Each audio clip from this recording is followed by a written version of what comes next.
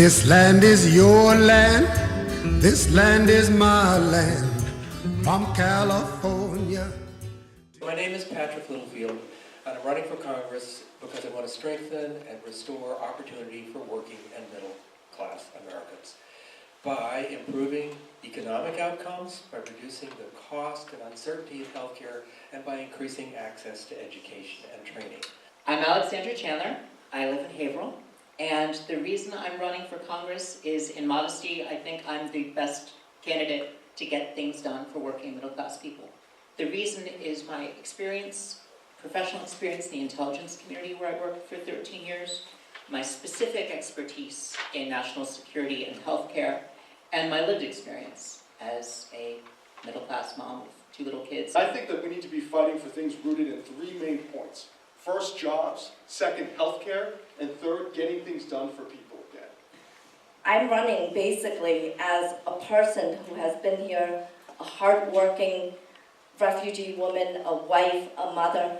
I want to be a voice for working families and want to make sure that everyone has the ability and has equal access to opportunities to thrive just like I did. My name is Lori Lorero Trahan, and I'm a Democrat running for this congressional seat, basically to fight for working class families like the one I grew up in Lowell. And that's what my campaign's all about. It's about giving every family in this district a fair shot at their own dream.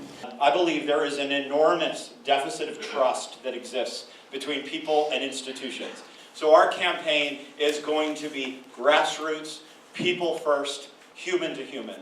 I believe fundamentally that we need to elect people, a new generation of leaders with a fresh perspective, people who believe in the system. I'm Beach Doss. I worry about the high cost of health care and access to affordable education. I worry about the environment. The Constitution is being subverted by people in Washington to act against our interests. That's troubling to me. In Washington, I would use my expertise in the Constitution to protect our rights. My name is Keith St. John. I have some ideas that I think are a little novel, some ideas that might be a little crazy, and some ideas where you guys might have to rein me back in. But the title of the job is representative, and if you don't work with the people you represent, you don't talk to them, get feedback from those people, you're not really a representative of anything. My name is Juana Matias. I'm running to represent Massachusetts 3rd Congressional District because working and middle-class families deserve someone who understands firsthand the challenges we face. The reality is that I understand the issues that working families face because I've lived it. I come from a working class household. I am a working class candidate. I know what it's like to live paycheck to paycheck. I know what it's like to have overwhelming college debt and to have to navigate a healthcare system when a loved one is sick. None of these issues are theoretical to me. I'm Barbara L'Italian. I feel that I am the bold progressive leader who has shown, not just theoretically, but with deeds and with words and with actions, that I can go down to Congress and lead from day one. I really think that there's a huge problem in the Democratic Party with voice, with being vocal, with standing up to what the Republicans have done for the last 40 years. They've demonized the whole idea of government and regulation. And I think there's been too little pushback from Democrats. My name is Rick Green. When I tell you, I know what it takes to get the economic engine of the 3rd District revving and turn these old mill economies into new age, new economic times, and these high-paying new jobs. It's because I've done it. I'm Lenny Golder. Well, I would say that all government is local because every issue on the local level, whether it's education or housing or the environment, translates some way to the national level. I've done it on the local level. I can do it on the national level. And if you vote for me, I promise you I will do the very best in Congress. By background, I am a jobs creator, I'm a healthcare innovator, and I'm a proven performer at the federal level. I spent the early part of my career as a musician. After the music phase, I spent about 25 years in the technology industry, typically in early stage companies, and eventually in a company that I started myself. 5 years ago, I was asked by the Obama administration to go to DC, where I brought the spirit of entrepreneurship and innovation into the U.S. Department of Veterans Affairs by standing up and running something called the Center for Innovation. When I went to the government, where the world as it is complicated and hard, one of the things that I'm most proud of is that I was able to get new law essentially that improved the appeals process for over 450,000 veterans whose appeals claims were anywhere from 3 to 7 years old. I got into the Office of Naval Intelligence. I spent 13 years combating the spread of weapons of mass destruction from countries like North Korea that are in the news frequently lately, and supporting diplomacy with countries like Iran, stopping smuggling of arms to terrorist groups into war zones. The reason I bring that up is I had to tackle some of the toughest problems on the planet as an analyst and a leader of analysts, working with Americans not at all like me from all over the country under the Bush, Obama, and Trump administrations, working across government, working with other governments, and doing so as a transgender lesbian woman. So I can work across divisions to get things done against the toughest problems. I am also a Russian-speaking lawyer. I am uniquely positioned to defend our democracy against the attacks that it's under right now, and I will bring that with me to Congress. Also in healthcare, I was on the board of a community health center for 5 years and helped pull it back from near bankruptcy, raised quality, lowered costs, but it's also animated my deep conviction that we need a universal healthcare system, single payer. Finally, my lived experience. I grew up in a family where my dad lost a job at 10 and was unemployed or underemployed the rest of his life till I was 17. And he sold imitation fragrances at one point. He struggled. He was also diagnosed with multiple sclerosis. He struggled with alcohol addiction and then addiction to prescription drugs, which contributed to his death. So I will take that experience as a family because I know all too many families deal with those challenges, and I will bring that with me. And my adult experience. I've got 2 little kids, 5-year-old and a 3-year-old, 5-year-old in public school. I will bring those perspectives and a very progressive agenda to Congress. I was fortunate to spend the last 4 years being Chief of Staff to Marty Walsh. And I think that city government is where politics is at its best. Because every issue, whether it is a big issue with someone's health care, whether it's as small as a pothole, was the first priority every single day. And I think politicians in DC have forgotten that that's the essence of what politics and helping people should be, and instead is too busy on TV, talking and blaming the other side, or tweeting the most extreme thing to get attention themselves. That's not what politics, that's not what public service should be about. And I've pledged to you that if you back our campaign, that every day I will be fighting for the things that matter in your life every day. For over 10 years, I've been working in the district. Now I want to work for the district.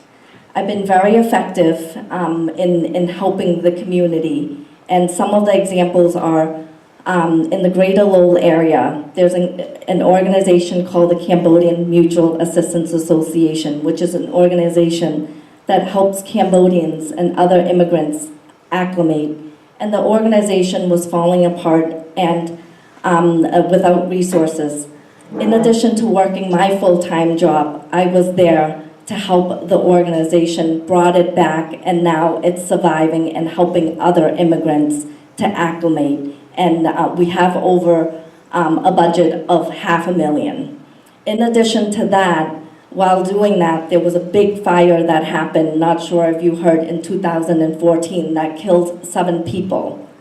My team and I were there to help to make sure that these people were able to get back on their feet, and we raised over $260,000 to help them to do that.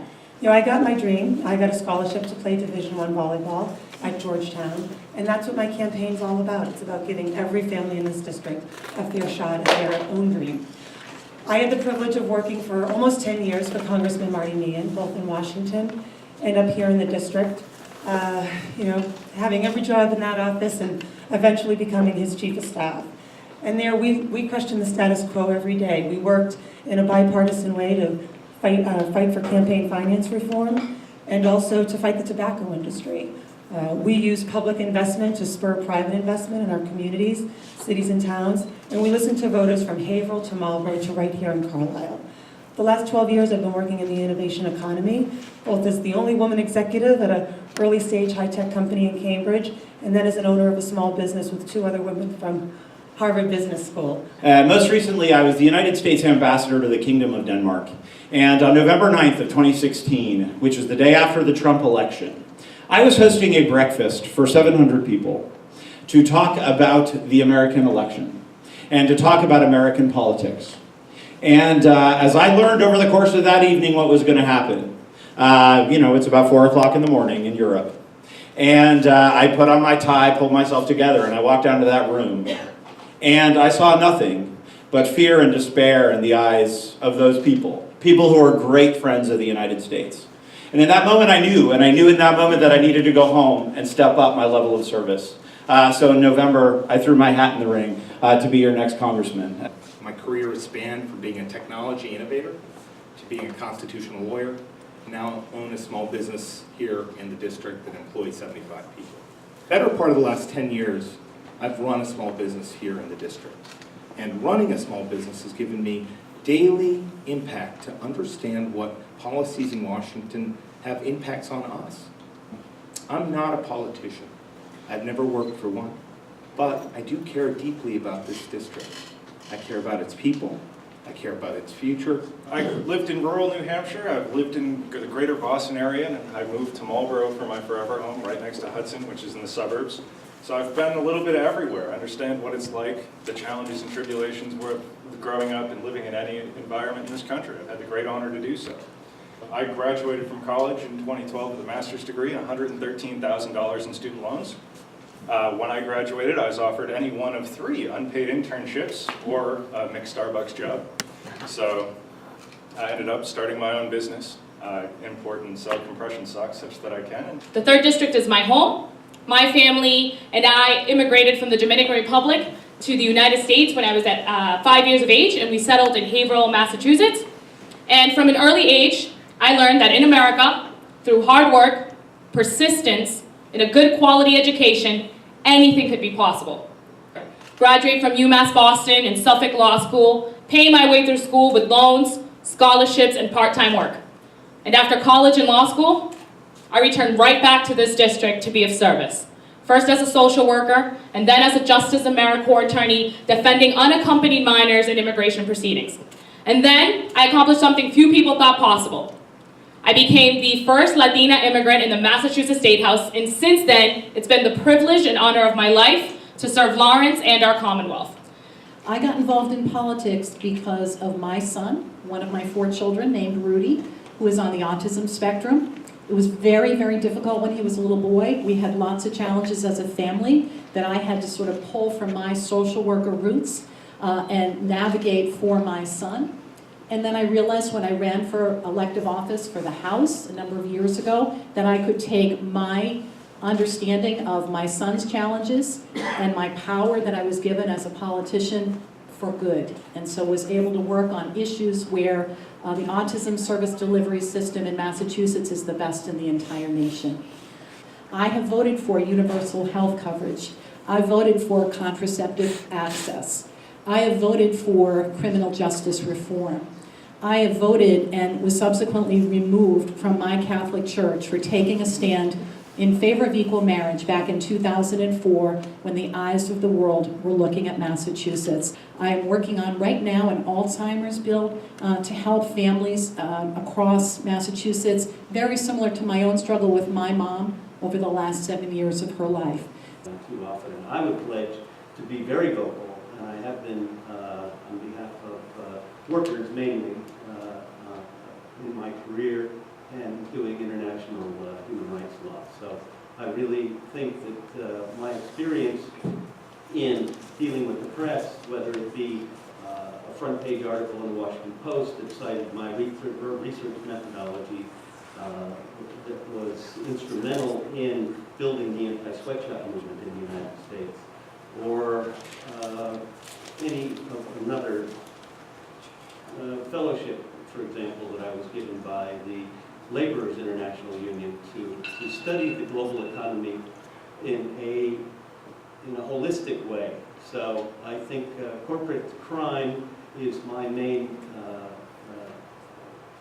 qualification. 20 years ago, my brother and I started an auto parts company selling auto parts online in the little town of Pepperell. Now, most folks know Pepperell as it's a town on the border, New Hampshire border town, a small town. You may not know that it was a mill town. For most of the last century, the largest employer in town was the paper mill. Very similar to a lot of towns and cities in the Merrimack Valley and in different parts of our district, Fitchburg and Gardner as well. And when the paper mill fell on hard times, within a few short years, a lot of folks lost their jobs. Main Street was hit hard, still hit hard, being up on the New Hampshire border. But within a few short years, my company became the largest employer in town. To date, we've created over 450 jobs and counting. We have locations not only in Pepperell, but now in Westford and Littleton. I have 25 years of experience in local government. I've served the last 12 years in the last 3 elections, I guess, serving on the planning board in my town. Developer comes before the planning board, wants to build housing. Not a bad thing, because it's an opportunity for people to be able to have a chance to move into town, especially if we can create affordable housing. There are other people who live nearby who are concerned. What's going to happen to my property values? What's going to happen to traffic? What's going to happen to the environment? These are hearings that I participate in just about every other week. And these are issues that I, along with other board members, deal with, coming up with and crafting a solution that will deal with some of the issues and concerns, not just of the parties that are there, but also we have to think of the community as a whole. Gun safety is one little because I hear a lot about it. Gun violence. We just saw what happened in Parkland, Florida. I'm so proud of all these young kids. I'm looking forward to the marches tomorrow. I'll put it in a more global way. I think the biggest problem this country faces, both foreign and domestic, is what I call domestic terrorism, and that means an individual getting a weapon, a magazine clip, whatever the person's political ideology, that one individual getting a weapon and causing the kind of murder and mayhem that results. And the thing that's scary about it is that there seems to be no predictability to it. I'm hopeful that we will move to a national policy on gun control because we in this state have some of the toughest laws in the country and therefore have the lowest percentage of gun-related deaths. But it's only as good as, any of our bordering states. I had the nightmare call at my son's old school. He was not hurt because it was a shooting across the street. But I got the robocall, I was sitting in the Pentagon, it was the worst few seconds of my life, and that's counting 9/11. So if you check out my platform there, I am for the entire list of options when it comes to assault weapons ban, doing background checks, because I followed guns all around the world, going to conflict zones, to terrorist groups. I know what we need to do, and we're not doing it at home, and I want to. In terms of how government operates, in terms of predictability, there have actually been information given to various government agencies about marathon bombing that was ignored. It actually came from Russia, and our law enforcement ignored it. The 9/11, actually an FBI agent in Arizona picked up that these individuals were coming into the country, reported it to her bureau chief. It was ignored. So Congress's role to get to Congress is oversight, as we saw with what they're doing on Facebook.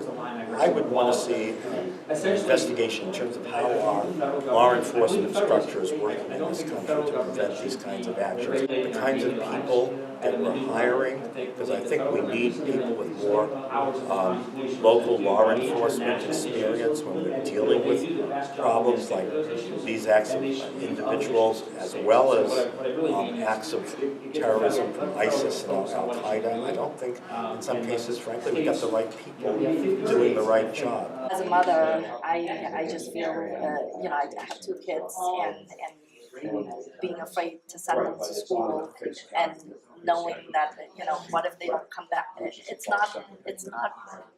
not normal to have a shooting every week. I voted to ban assault weapons back in 2004, voted to ban bump stocks and trigger cranks after Las Vegas.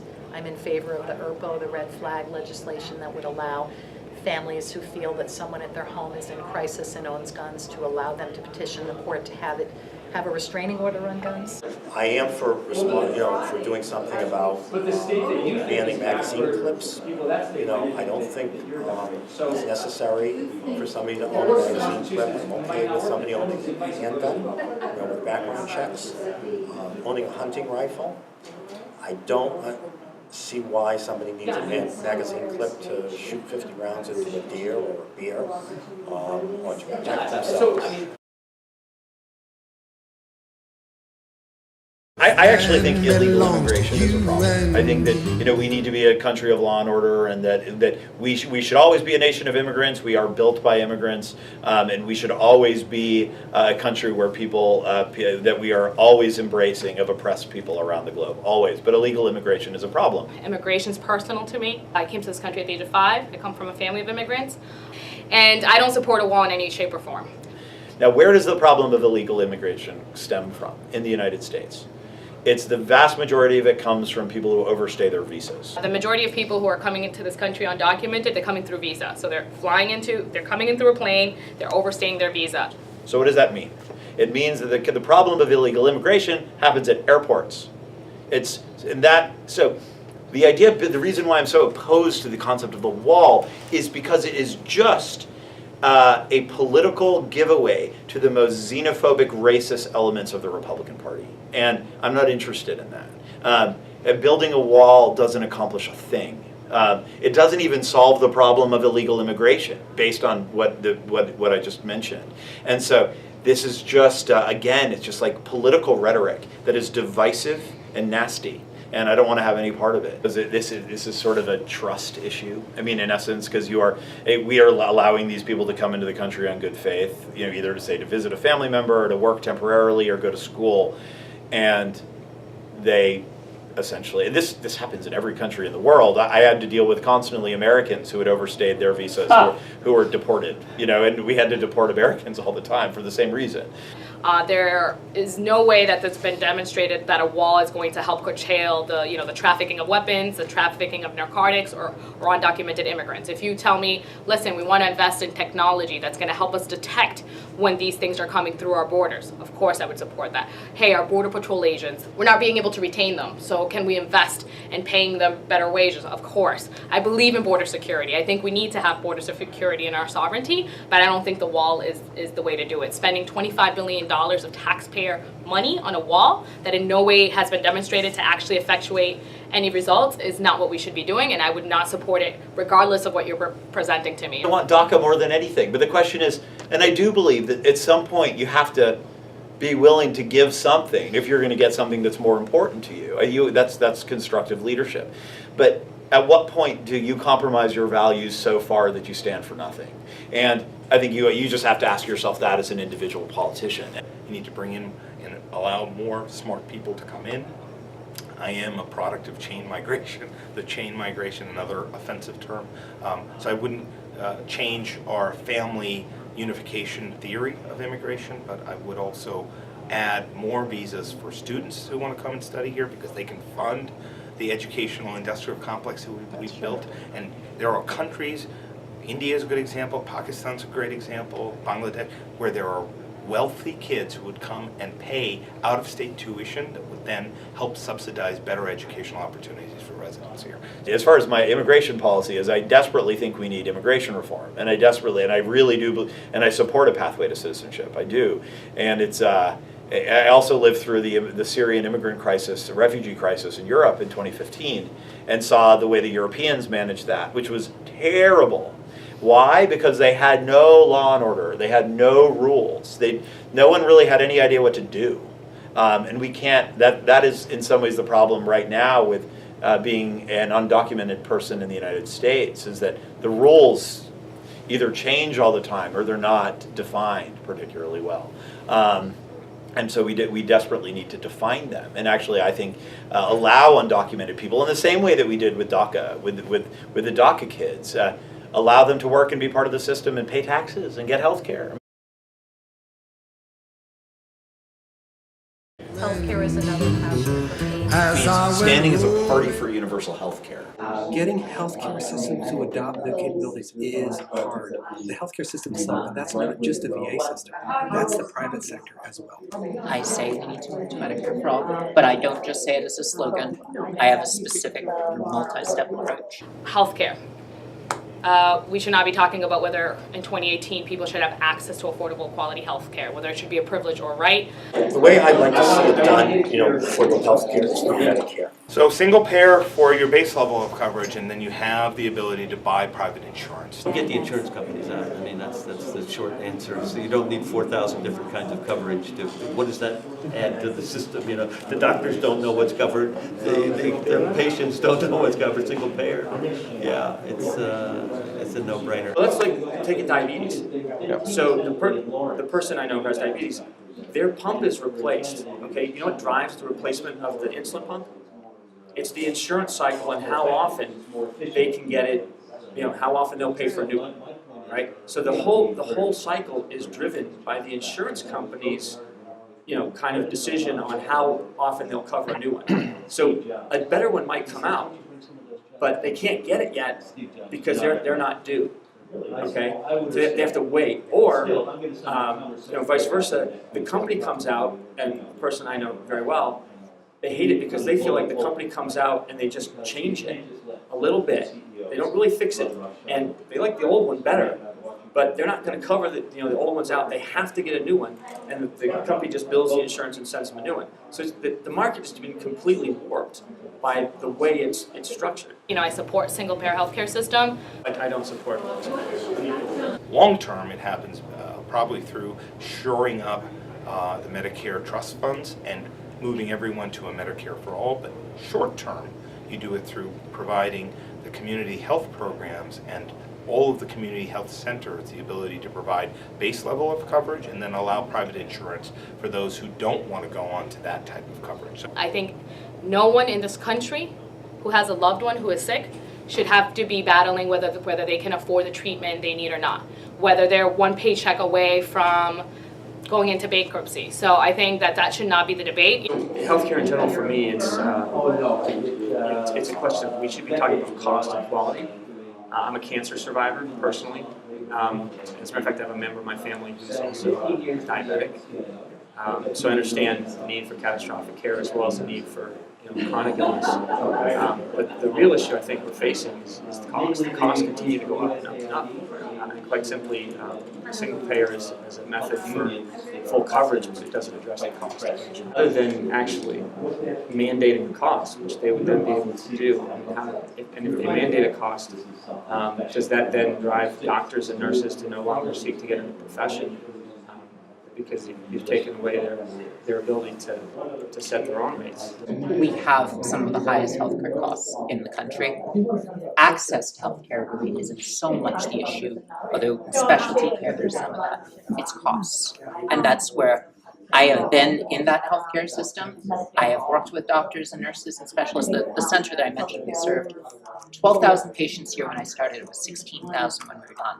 It was primary care, but also HIV/AIDS as a kind of targeted specialty, and drug treatment. So I've seen all those working together, and there's only so much you can do in the current system. With the profit motive in it, there's only so much you can do. If you look at the cost, it's been coming down, down, down, down, because it's a pure open market. It's done by choice. And the cost of the eye surgery, the cost of plastic surgery continues to come down, and the quality keeps going up because there's an incentive. They keep getting new machines and better lasers and new techniques to do even better and better surgeries. So the quality's going up, and the cost is coming down. the rising cost and unabated cost of health care. I'm not a supporter of Obamacare. I don't think it worked. I think universal coverage has to come through a different method. I don't think red states and people who are anti-Obamacare are going to buy into a single-payer system for one. It's just not going to happen. It's not politically feasible. So unless we break up the country and say, hey, look, the coasts get to choose their own policy and the rest of the country gets their own, I don't think you're going to have a universal, single-payer system today. I think long-term, that's how you get there. Medicare works. It works for people who are over the age of 65. So it's a system that's already established. It runs very efficiently. Only I had a big argument with a right-wing friend of mine. I couldn't believe it when I told him that Medicare's expenses, administrative expenses, are only 4% of their total cost, whereas private insurers spend more like 22%. And you can see why, because private insurers are paying for advertising, for seven-figure salaries. But of course, in this framework of right-wing republicanism, where government doesn't operate that efficiently, this program Medicaid works very well. With respect to mental health issues, the VA tended to think their immediate reaction was, well, we got to hire more mental health providers. Not wrong, but we went out and said, as veterans, so what does it feel like to come to VA and ask for mental health care? What we heard is, it's terrible. So the problem space for us was we said, consider that you're the veteran sitting in your car in front of a medical center trying to decide, do I go in or not? Is this a friendly place? And the answer was no, it was terribly unfriendly. So that's what we're trying to say. We need to think about what we look and feel like to somebody who is in need of mental health. So I'd like to see that expanded to people eventually, right from the beginning, from a woman to two. It means paying a higher Medicare tax and getting immediate Medicare as a result of that. There are, but many of those countries have waiting lists for certain procedures, and a lot of those folks come to our country because we have the world's best care, but we also don't have waits. Very closely follows the kind of Conyers-Sanders plan that's before the Senate. But what I would also add is beyond just lowering the eligibility age for Medicare, a little bit at a time, little bit, and auto-enrolling children, basically moving CHIP and expanding CHIP and auto-enrolling kids in it. So you create stability in the system as you're going in terms of diversity of pool, and that's how you move to the system.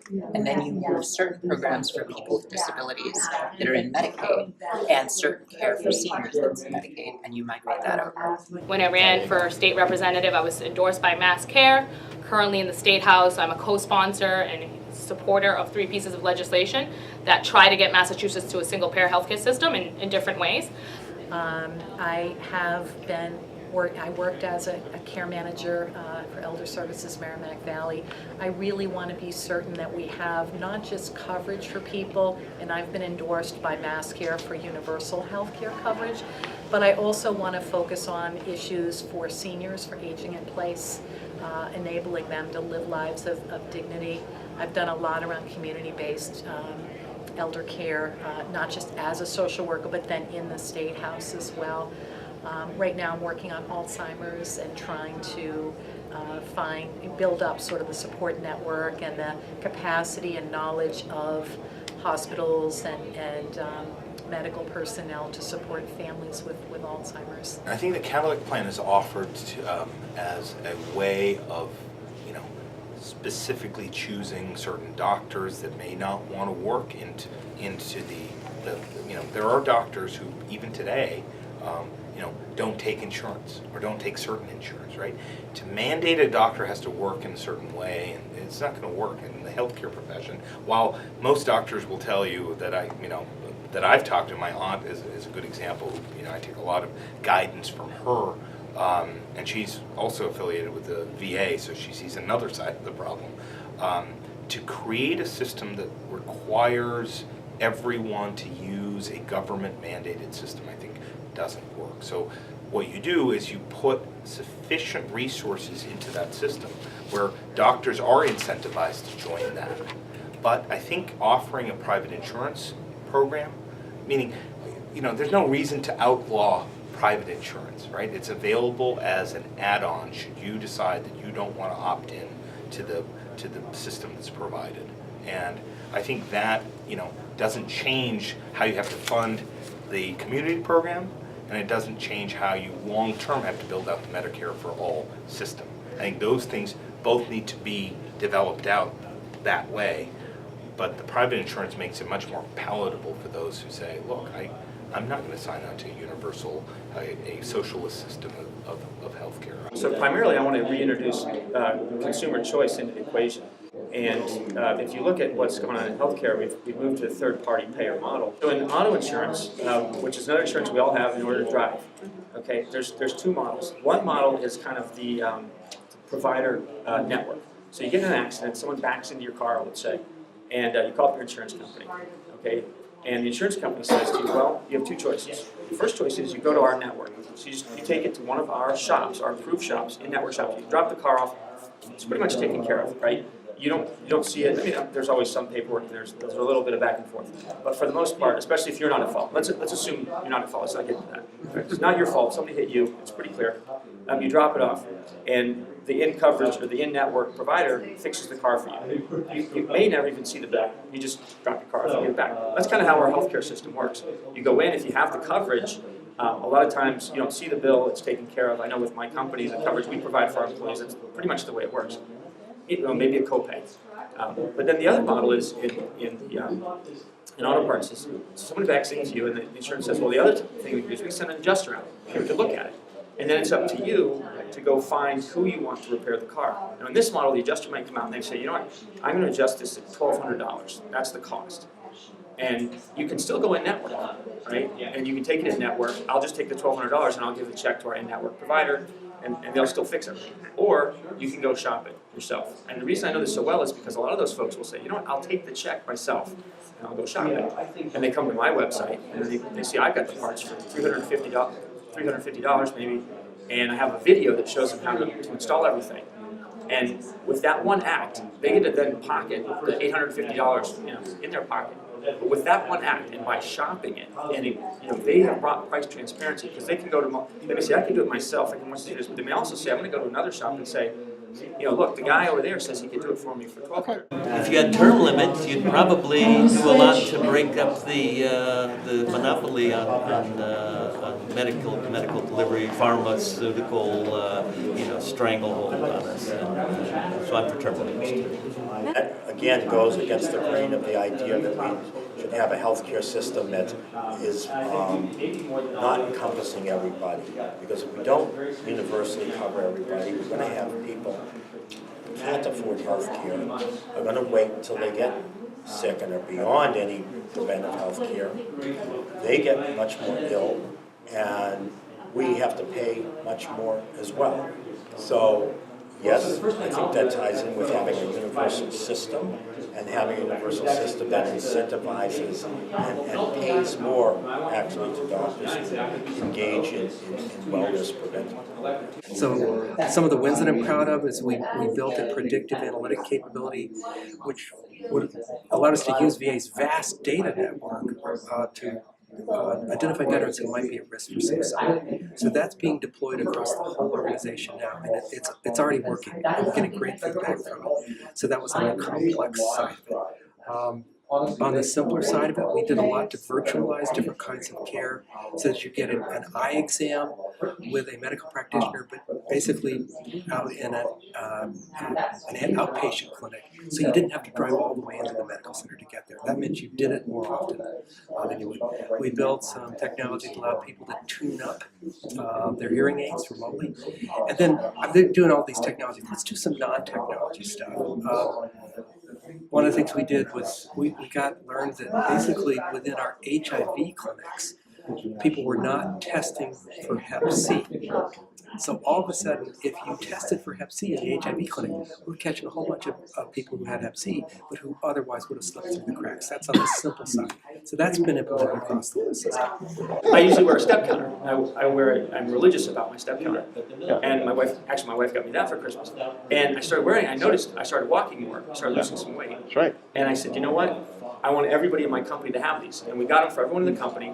And then I said, you know what, we have a high, relatively, it's a deductible plan, but then we have an HSA, and the company contributes money. And I said, we're going to contribute more money to your HSA if you do a minimum number of steps a day, in a month or a quarterly period. And we're self-insured. We took our healthcare costs. Our health costs have been going up double digits every Likewise, year for like yeah. the last 8 years. I mean, really crazy costs. But The budget's 30%. You can't sustain it. The only year we came in under double digits was the year we introduced these step counters, because our overall health costs just went down. And it wasn't because the cost per incident went down. It was because the number of incidents went down because people were more healthy. And a lot of it actually starts with young people too. School-age children that are overweight, oftentimes that leads to added problems into adulthood. So we also have to do that through school nutrition programs as well. I noticed none of our congressmen or senators have created a senior staff position, any staff position that deals with opiates. I will immediately, as a matter of fact, I have a person on my campaign who's already dedicated to opiates. If you look at my Facebook, I've gone to more opiate treatment centers than anyone else. I've learned more about this issue. I will have someone who's 100% accountable, who's working from day one in the district to coordinate the efforts and to fight this terrible scourge. And I will be successful, and I expect you to hold me accountable for that. We've never seen right now. I think the last time it was this bad was in the 1920s, which kind of gives you a sense, right? Because that was, I don't think we thought we could get worse than that. I am for raising the minimum wage, but I don't think that's enough.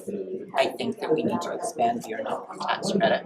That's one of the things that I think we could actually get some bipartisan agreement on, because Paul Ryan and Barack Obama have both supported this at different times. So surely there's consensus to be found. Education reform, there's a skills gap that's massive. I work very closely on special education and trying to give every kid their best possible start in life. I think for baby boomers and Gen X, it was go to college, get a degree, you'll have a middle class life, everything will be great. And that was sold to my generation. And I went to college, I got a degree, and there was no middle class life waiting for me, but a ton of debt. I believe that starts with giving every American access to a quality education. But at the highest level, I'm running for federal office. I believe generally, in principle, that government is better that's closer to the people. Okay, so I think one-size-fits-all solutions out of DC usually fail because they work somewhere, but then they don't work in a lot of different places. So, and I believe the states are our laboratories, and we have 50 of them, and we should let them innovate first. And then when it comes to education, then at the local level is where I think it should be. And that's where most of the decisions should be made. I think that there's a lot more we could do when it comes to education equity. Some of our poorest communities aren't receiving the same resources and access to opportunity.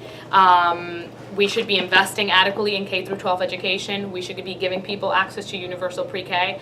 If you're willing to go to college and you're willing to work hard, that shouldn't have to come with, decades of debt. How are we creating a pathway to free tuition, community colleges and state universities, investing in job training and career development. We just recently, a couple weeks ago, are taking a group of women who are child daycare providers in Lawrence, earning $11 an hour, don't have any means of upward mobility, and they're going to be trained to become CNC machinists. It's a grant that's being provided by Labor and Workforce by Rosalind Acosta. And I think as a state we should be doing a lot more of that, supporting these public and private partnerships, giving people who aren't interested in, higher ed access to gaining skill sets that really give them, a meaningful and living wage. I focused tremendously on intellectual disability, on autism, and I'm now working on dyslexia. Within the realm of autism, I feel like I've done a lot of work within education policy. I'm really, over the last 3 years, focusing now on dyslexia, because as I look at who I see within my Senate district who are really struggling to pass tests and be successful in school, many of them have great difficulty reading. And so it's pretty fundamental that if you're not looking at dyslexia and addressing it, diagnosing it early, and then giving kids what they need to be successful, that particularly in a curriculum that is very much dependent on reading, even for math, that we are just putting kids so far behind here in Massachusetts, and we supposedly lead the nation in outcomes, but if we are struggling and falling down so much on dyslexia here and reading attainment, and then chasing remediation dollars later on when kids start failing tests, I can only imagine what it's like in other states. It must be really bad. So I'd really like to focus a lot on special education policy and go down there and also try to replicate what I've done for autism here in other places in the country. I went to school with a lot of people after 1 or 2 years of school, said college isn't for me, they dropped out. They still had $40,000 worth of student loans they had to pay off, and no way of doing it now. So I think secondary education, or I call it high school secondary education, needs to be retooled a little bit. With some classes that should be mandatory, they stopped teaching civics a long time ago. I didn't have a civics class. Everything I learned about civics I learned from reading the Federalist Papers. They don't teach personal financial literacy, so balancing checkbooks, which interest rate's higher, what is an EAR versus an APR. Nobody knows these things. You get a lot of people. Thankfully, in Massachusetts, we have the truth in lending law, so borrowers don't get as screwed over from predatory lending practices here, but not every state has a law like that. So I'd like to see personal financial literacy taught again. Home economics. I mean, I was taught how to sew and cook, which is great, because I love cooking, and it's a great joy for me. So I cook at home as a result, and I love doing it. You know, there are ways in which you can diagnose through as low-tech a process as seeing if kids can rhyme. If they cannot rhyme, they may have some issues that may be dyslexia. And you can go as high-tech scans of brains and all of that. But we need to figure it out early. We need to get a screening and a diagnosis early. We need to use the proven scientific methods that help kids learn to read. Many families go out of district for expensive schools or for after-school tutoring at great expense, rather than embedding that into our curriculum throughout the state. One of the big things is there needs to be, people need to understand, students need to understand it's not just college. I went to high school with people who weren't going to go to college. They knew they weren't going to go to college. They didn't know what else was out there. They didn't know what else they could do. I mean, there's a lot of dairy farms in New Hampshire and some logging, and they didn't want to do either one of those. But they didn't know what else was out there. The whole school was you're going to college. I'm a product of higher education, in quotes. I think higher education is a misnomer. It's offensive. I think there's important skills that can be taught outside of the collegiate system. And that's where our skills gap is coming. There are a lot of people who are being pushed through the educational industrial complex we've created that creates a whole level of debt for students that can't get jobs afterwards, are servicing massive amounts of debt. It's a massive problem. Meanwhile, employers like me don't have enough skilled employees to solve the problems that companies have. So we need at the kind of simultaneously to make sure that our people are doing well today. So in a sense, we've got good full employment, that's great. But we have a whole lot of people whose income has been stagnant for 20, 30 years. And so they now need a shot at a better job. And that's, for me, that's rooted in creating pathways through education and mid-career training systems that make what are opening up as new job opportunities, for example, in an advanced manufacturing economy, to folks who may be, and I referred to this earlier, at risk for being trapped in an industry that's declining or stagnant or not going anywhere. So these are macro changes that we've got to be managing.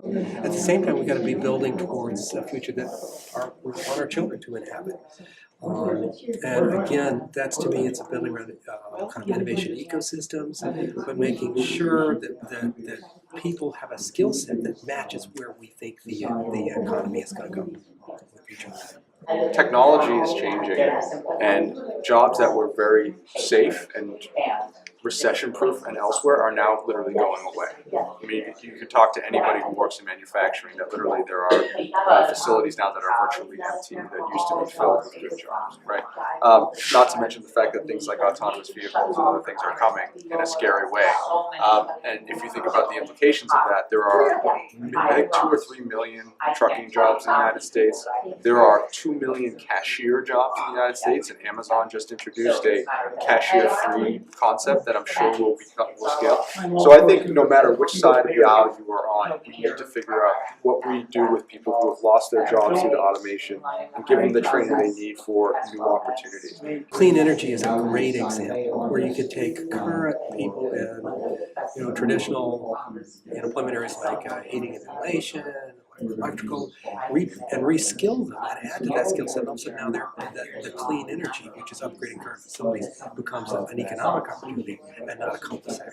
It means standing as a party for an aggressive green jobs program. Yeah, it was standing as a party for doing something about the plague of student debt. My husband paid off his student debt when he was 50. 50, can you imagine? So the idea that we expect our young people to graduate from college and start a family, buy a house, and start a business. How do you do that when you have hundreds of thousands of dollars in debt? Same with infrastructure. I think infrastructure is one of those kind of very nuts and bolts issues where we could actually just prove to folks that we are building roads and bridges. Isn't there that something sort of very basic that government can do to restore faith and trust once again? Mount Washington Community College had a really great example. It's in Gardner. Really great example of a partnership where they partnered with an advanced manufacturing company to train people into jobs they couldn't find people who had the training and skills for. The reason why they were able to do that is because they were able to get a government grant that helped them pay for that training. Right? So I think that, first of all, I think community college should be free for everyone. I think it's necessary and important. And then I also think that we just need to be very aware of the fact that there is going to be a transition. Now, some people vary on their predictions on how severe the transition is going to be and how long-term the job loss is going to be. But pretty much everyone agrees that there is going to be a transition in which technology will come and a lot of people are going to lose their jobs. I think both sides of the aisle need to figure out how we're going to train people for jobs in the future, and I don't think that there's a clear plan right now. And what's interesting is, I think that Republicans will have no choice but to play ball, because if you look at where most of the trucking jobs are in the United States, they are the #1 job in the southern belt in the United States, in all the red states. So if millions of people are losing their jobs in red states in the South, the Republicans are going to have to get on board and figuring out a way to move forward here.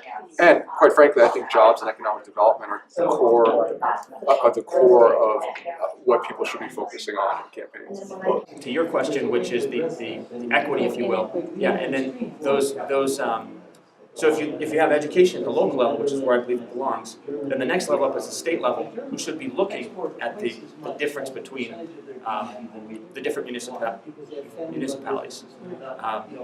So all that being said, in terms of how I look at the problem, I agree. Okay, we've promised every child in our country a public education. Okay, and for many of them, that is the ticket. If they start in lower socioeconomic strata, that is the one biggest driving factor that will enable them, to unleash their opportunity. And we need to unleash the opportunity of all of our citizens. I'm a firm believer in school choice. I believe that parents should be able to choose schools that will meet the needs of their child. And if the local school is not providing that, then they need to have the choice to be able to find it. At the same time, we should be working at the state and local level to improve the quality of all schools.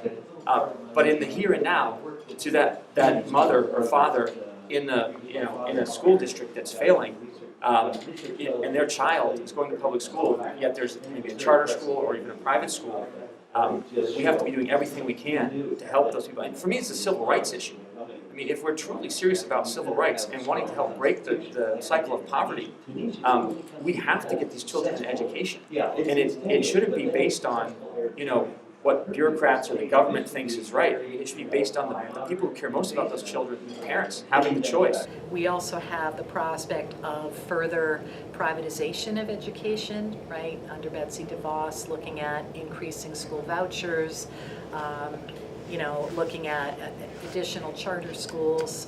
Those are all areas where I think that as a federal government, as a member of Congress, we have a part to play in pushing back on that and not setting up dual systems, right? But rather having one robust public education system. You've got to get money reduced in politics. You're not going to get it out of politics. Not with the Supreme Court we've got now, and for how many years into the future. But you've got to, I think you've got to name and shame these companies that do this. I think, I did a little research in this Uline company that does office supplies. They're very vulnerable, very right wing. They give to these awful causes, and they're vulnerable because, if you're the purchasing manager for a medium or even a large business, you may not be a right-winger. You may say, I could go to another company to buy my office supplies. I think we need more government regulation in certain areas. For example, in terms of the banking industry, I think getting rid of that Glass-Steagall Act was a major mistake because it set a firewall between what banks could do in terms of lending money versus their investments. And I think that was one of the major reasons for the Great Recession, that there was this mixing of money that just got overblown and just the banks went out of kilter. So I do think on the big level, we do need more regulation of banks. There's Glass-Steagall. But I would say on the lower level, on the small community banks, maybe some of those regulations need to be eased up a little bit so that we can ease up on the credit crunch, get more mortgages out there, get people loans. I would support apprenticeships, and then what you also have to do is invest on the education side.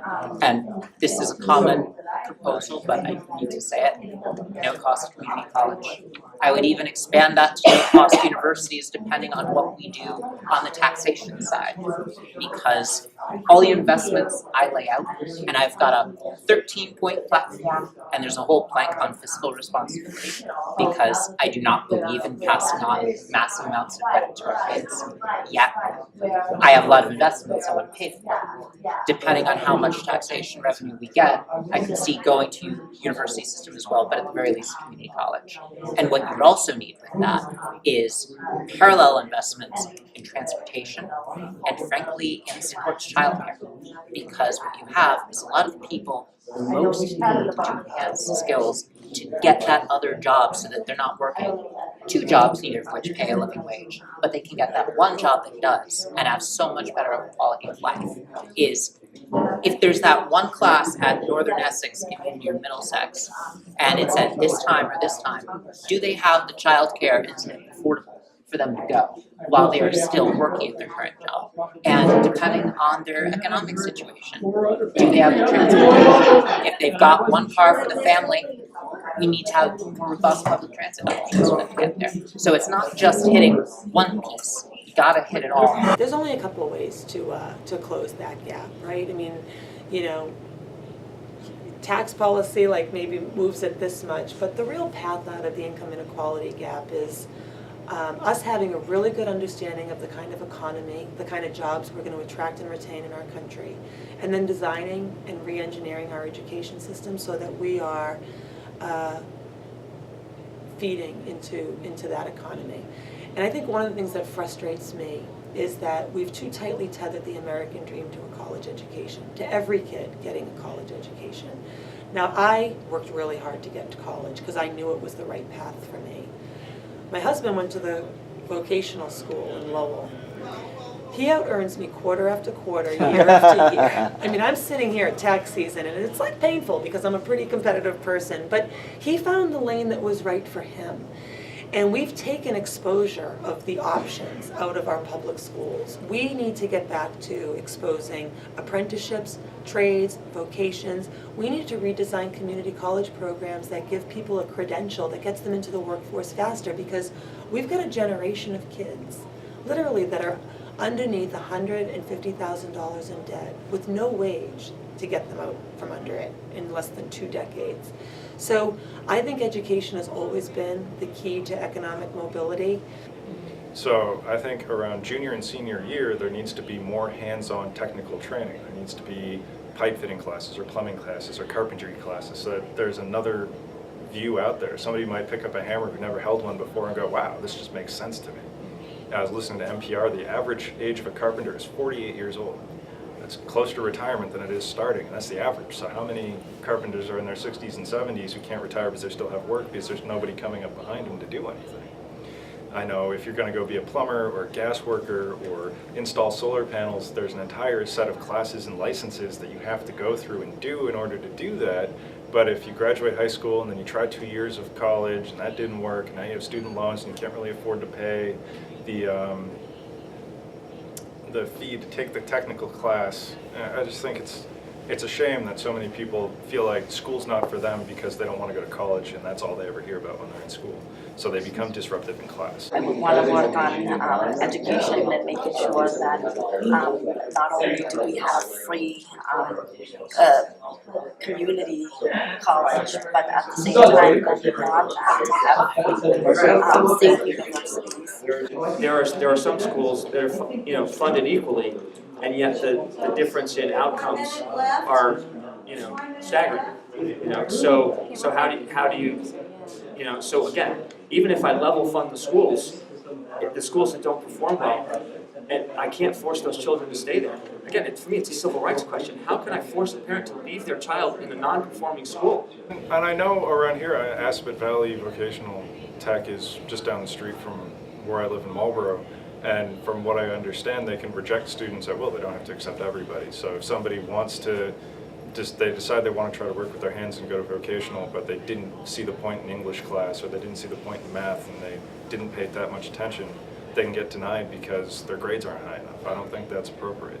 So we need to free up more money for education, period. The people who were quality teachers were either going to a city school or a suburb school that had more money to pay them, or it was a brand new teacher who was their first job at a school. There's not enough shadowing, I don't think. I know there's a little bit of shadowing that teachers have to do. I think there should be more of that, more hands-on. But I think they need to free up a little more cash for vocational schools so that they can accept everybody who wants to try their hand at it. The development of downtown and the economic health of a downtown gives you a good barometer of economic levels. And I think downtown, where we have drug issues, where we have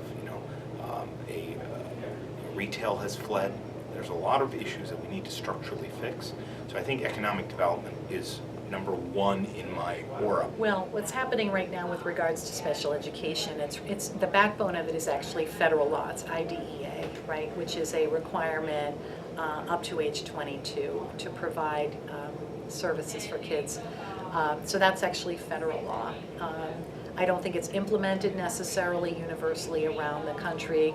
I think that we need to reinforce a couple of things. One of the reasons why I don't think it's been fully implemented is because when the federal government passed it in the 70s, they never really put money behind it. They never fully funded it. So our state, for example, funds it through the circuit breaker or through your Chapter 70 money. But I think that we need to build up that federal money to be able to provide that support, again, in every state. Climate change is real. The environment is a really big deal. The biggest global problem is climate change. One of the biggest issues, if not the biggest societal ill that the president has caused is pulling out of the Paris Climate Agreement. That was a sign of progress for the world, that we were all coming together to actually take a stand and say that we're gonna do the responsible thing for our planet. It's absurd who we have running the EPA. It's absurd how the EPA is not being funded adequately. I support carbon fees. I think we should be investing in renewable energy, solar, wind. I think we're being left behind by countries who are actually investing in this, like India and China. Absolutely. I think we need to move towards 100% renewable energy. I think that trying to make sure that we are recognizing the science of climate change. I know that right now, unfortunately, a lot of that work is happening more in the states than at the federal level because this president has really retreated from the Paris Climate Accord and other things. So, but just going down there and trying to see what I can do to be part of that movement to swing us back towards caring for the environment. And so not only do I disagree with the president pulling out of the Paris Climate Agreement because of that symbolism, but also the fact that what is the United States if we're backing out of agreements that we just agreed to, right? How will this world ever trust us again if the next time an agreement comes and everyone celebrates it, that the next president's going to pull out, right? And so I think that this was a president who saw an opportunity to fire up a base that, quite frankly, I think was uninformed about what really mattered. And so we were talking about this earlier. I think the key is, in the short, first of all, in the long term, we need to have a guy in office who actually believes that climate change is real and is actually prioritizing doing something about it. But in the short term, we need to empower our local cities and towns to take the measures that are necessary to really battle these issues, right? Mayor Walsh, when I was the chief of staff, and when the president pulled out of the climate agreement, actually doubled down on the priorities that we put forward in Boston, like being carbon neutral by 2050. Boston recently just banned plastic bags, a small example, but one that showed forward progress in the right way. I think that there are a lot of town managers and a lot of mayors throughout this district who actually care deeply, believe deeply in climate change, and want to take the steps necessarily in their areas. I think it's incumbent upon elected officials and congresspeople, such as myself, who want to get in there, to be able to provide the funding and empower people to do those things. That's number one, public transit, and renewables, I think, are a big part of the mix. We have to, have to do more. And give subsidies or something. Subsidies haven't worked very well. I don't know exactly what the problem was, but Obama took a lot of heat for the solar subsidies that he gave. But those are the top two. The third would probably be get less emissions out of our cars. Right now we're going in reverse, right? We're saying to California they can't have a lower emission standard. Climate change issues, we're dumping carbon into the atmosphere in ways that I think are completely unsustainable. That's a huge problem. I do think that golden valley. And not so much, military spending. Dismantling of the State Department and investing aggressively in hard power, which is military spending, and not balancing that with soft power, which is, this basic concept of carrots and sticks, of diplomacy coming in behind a military effort to help rebuild a war-torn country, invest in politics and the economy. That is American strength. And you see the cultural institutions of the State Department just be dismantled. The soft stuff, what they deem soft. And I just think it's tragic, because it's actually, I believe Donald Trump is and I actually try not to be virulently anti-Trump, because I really do think we need to stand for something positive. But this is catastrophic in so many ways, as the American role in the world is defined, and we need to turn it around. I'll tell you, I'm super mindful of the fact that Massachusetts gets $12 billion because we've got a defense industry that employs a lot of people. I mean, I think one of the things I learned from being on Marty Meehan's staff was he was a ranking member on the Armed Services Committee, and those are jobs, right? I mean, those are jobs. The defense spending has gotten completely out of whack. I think in the last two budget resolutions that we've seen proposed, we've seen an increase in military spending. I don't think that that's where our money should be going. I think, yes, if there are needed investments, great, but time and time again, I think there are other priorities that this country needs to be focusing on. Even if you talk to our military, the military will tell you that we cannot do our job effectively unless we have the State Department coming in behind us and backing us up, and essentially, and if you don't have a strong State Department, you can't have a strong military. Otherwise, we're North Korea. I mean, that's just not. They have a strong military, but no diplomacy, and it's a values-based leadership that we need to invest in from a foreign policy standpoint. Let me give you an example from a very smart, very ethical congressman, hero of mine, Don Pease, who's been dead for 20 years or so, from Ohio, who said when they were coming up with this trade law for what's called the Generalized System of Preferences. It was a list of 4,000 different items that would come into the U.S. totally tariff-free. And it was a boon to Singapore, the Five Tigers, where Thailand, Hong Kong, and that's how they built their export economies, on these 4,000 items, But there was a provision. Don Pease knew that, he had a chance to put some language in the law that said these countries, to benefit from this GSP, ought to be improving labor conditions for their workers, and improving the right to organize for their workers. You know, we had a case against Malaysia. Well, those 5 that I mentioned, the 5 tigers, graduated. And then Malaysia and Indonesia and a few other countries, you know, were in the system, and they saw it as their ticket, right, to prosperity. And we had a case against Malaysia on the electronics industry, U.S. electronics firms that wouldn't bargain with the union on a nationwide basis, which just killed the union movement. And we had the case before the Clinton U.S. Trade Representative. They didn't do anything. There was a chance to help those workers in a big way, and we had a very strong case against Indonesia. The same kind of conditions, the same kind of problems.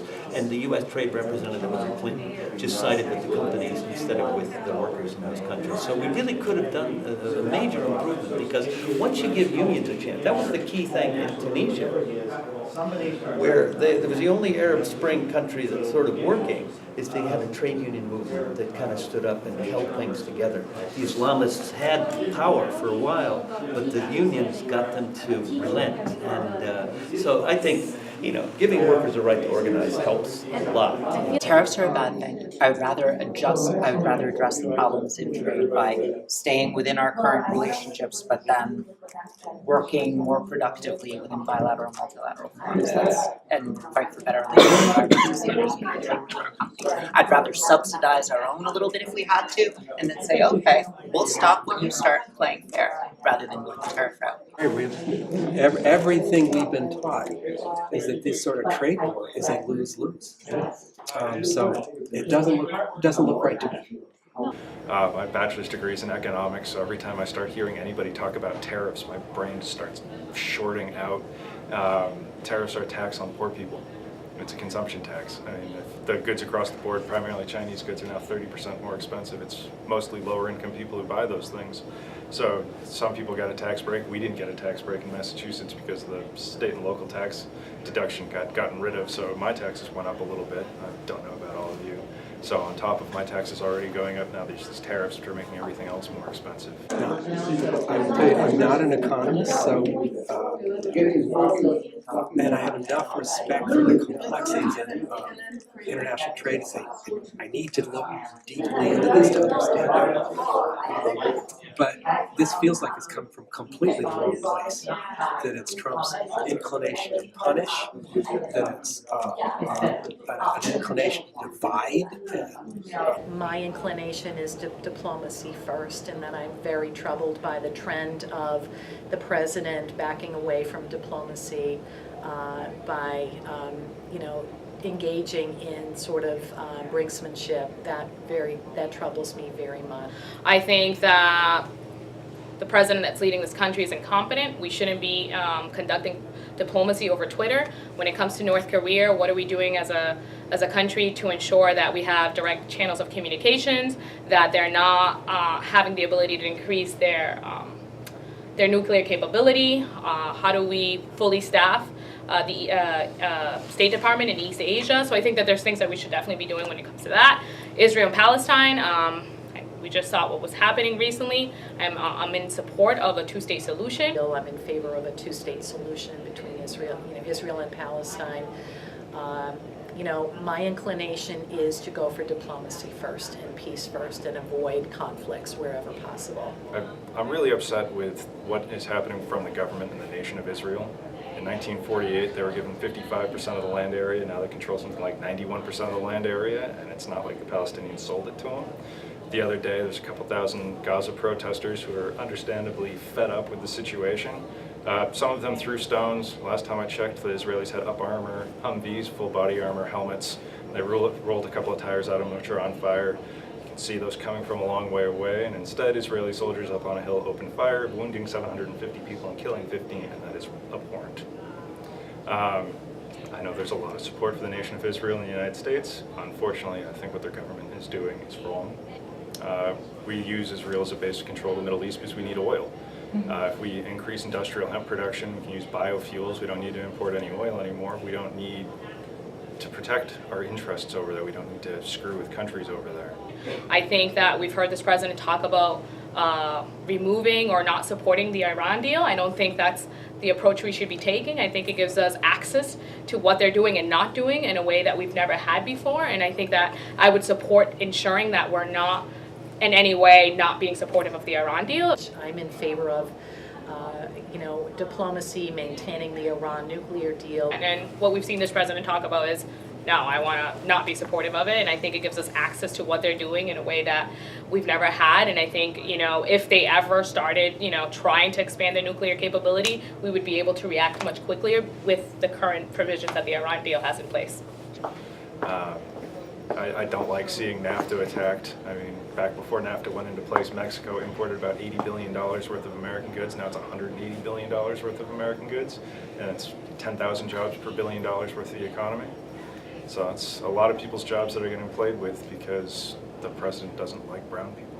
I think it's a travesty what the Trump administration is doing to our State Department. In my mind, American greatness and modern American greatness is defined by two things. Domestically, it's the New Deal, and internationally, it's the Marshall Plan. And so I'll talk about the Marshall Plan part as it relates to foreign policy. This is an example of the United States investing through values-based leadership in war-torn Europe, in helping rebuild war-torn Europe post-World War II. What did it give us? The Trump administration seems to suggest that the only thing that we are going to invest in from a foreign policy standpoint is something that gives us financial reward immediately. That is not leadership. What has defined American diplomatic efforts since the end of World War II is values-based leadership. The Marshall Plan is that because it wasn't about financial return. It was about doing the right thing. And what did we get for this is the fun part. It's like, what did we get in return for the Marshall Plan? Oh, only 75 years of the best alliance the modern world has ever seen. And that's because that's what values-based foreign policy leadership gives you. Yeah, I think we could scale back the size of the intelligence services 60, 70%. I think that would be a good start. We don't need all these bases in all these countries around the world. And I just think there's, the day of the superpower is gone. I mean, it's a more integrated global world, for better or worse. In a lot of cases, it's worse because we've normalized authoritarianism. You can throw your journalists in jail. Who's going to stop you? You can ban NGOs in Russia. Who's going to stop you? We've gone 2 or 3 steps backward as a world. In the kind of governance that is acceptable. To waterboard, basically torture people in Guantanamo based on hearsay of what somebody in Afghanistan said about this particular individual. We need people with more trained law enforcement in terms of how we're dealing with terrorism. I think we can intervene in everything that's happening in every country, so I think it's about knowing when and when not to. I think we should support democracies in other countries, but I don't think we also are responsible in implementing and enforcing them. Get off on the Afghanistan tangent for a minute. Congress has never debated it because they don't want to touch it.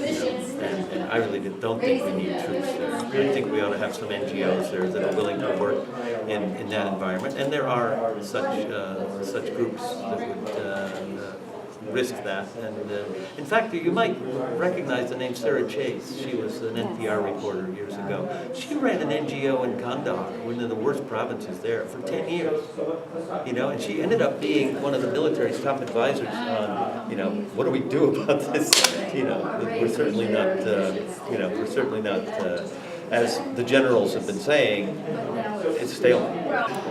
The tendency is to go for the low-hanging fruit. The Libyas and the Syrias are, those are conundrums.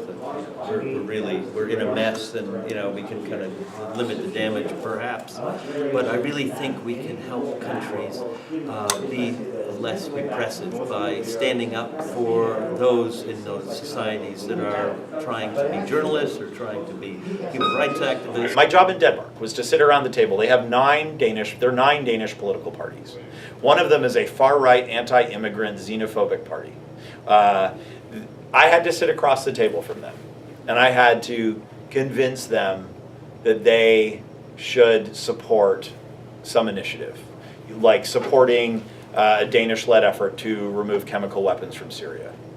And so that's an example of someone whose politics I loathe, But I fundamentally believe that that action, Danish-led effort to remove chemical weapons from Syria, makes the world a safer place.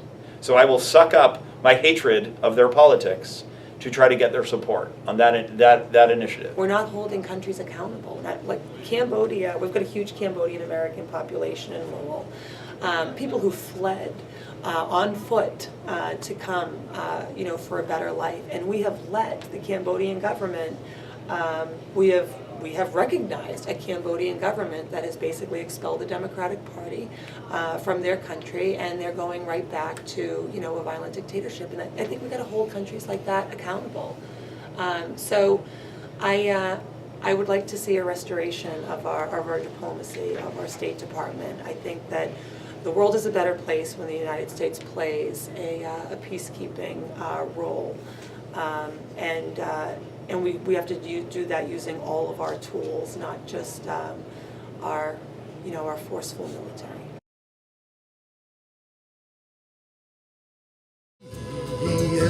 Thank you so much. Thank you very much for your time. Thank you for doing this. Thank you. Thank you again. Thank you so much. Thank you. Again so much. Thank you for coming. This land belongs to you and me.